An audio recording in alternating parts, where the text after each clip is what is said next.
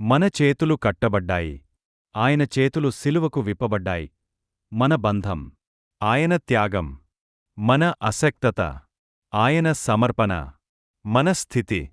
రోమా 5:6. మనం బలహీనులై యుండగా ఆయన చర్య.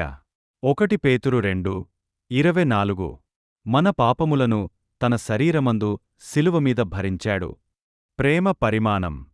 యోహాను 3:16. దేవుడు లోకమును అంతగా ప్రేమించెను. నేపథ్య దృశ్య సూచనలు.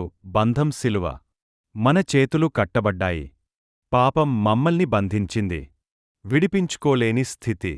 అప్పుడు ఆయన వచ్చాడు. మన గొలుసును తెంచడానికి తన చేతులను సిలువకు విప్పబెట్టాడు. మనము విడిపోవాలని. ఆయన కట్టబడ్డాడు. మన చేతులు కట్టబడ్డాయి. ఆయన చేతులు సిలువకు విప్పబడ్డాయి. మన జీవితం బయటకు సాధారణంగా కనిపించవచ్చు. కాని లోపల చేతులు కట్టబడి ఉన్నాయి. అలవాట్లు, పాపం, భయం, దోషభావం. ఎంత ప్రయత్నించినా బంధం బిగుస్తూనే ఉంది. కాని ఒకరోజు ప్రేమ నిర్ణయం తీసుకుంది. క్రీస్తు మన స్థానంలో నిలబడ్డాడు. మనముండాల్సిన చోట ఆయన నిలిచాడు. మన విమోచనానికి తన చేతులను సిలువపై విప్పబెట్టాడు. ఆయన బంధం మన స్వేచ్ఛ. మన చేతులు కట్టబడ్డాయి.